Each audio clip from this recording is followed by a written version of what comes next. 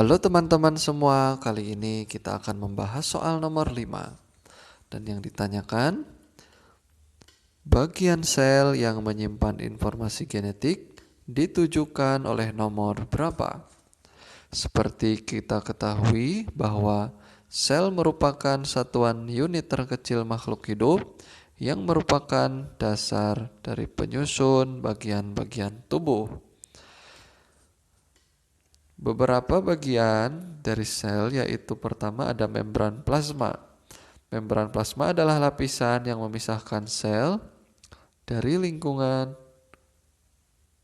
di sekitarnya. Lapisan ini berfungsi untuk melindungi sel dan sebagai sarana perpindahan keluar masuknya material sel. Yang kedua ada nukleus.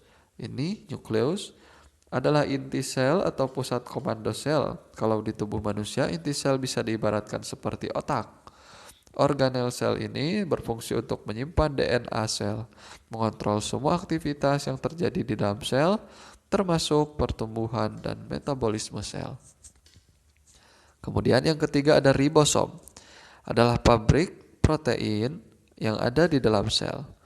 Kemudian yang keempat yaitu mitokondria, adalah organel sel yang berperan sebagai pusat energi.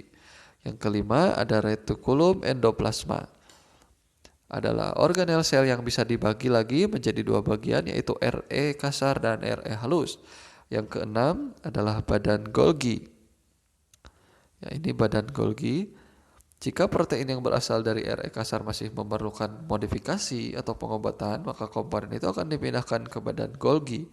Kemudian yang ketujuh atau libosom, yaitu lisosom adalah pusat daur ulang sel. Organel sel ini berisi enzim untuk memecah berbagai komponen. Kemudian kedelapan ada peroksisom untuk memecah asam lemak untuk melindungi tubuh dari molekul. Kesembilan yaitu ada sentriol, adalah organel sel yang terdapat pada hewan dan jamur. Organel ini berperan dalam proses pembelahan sel.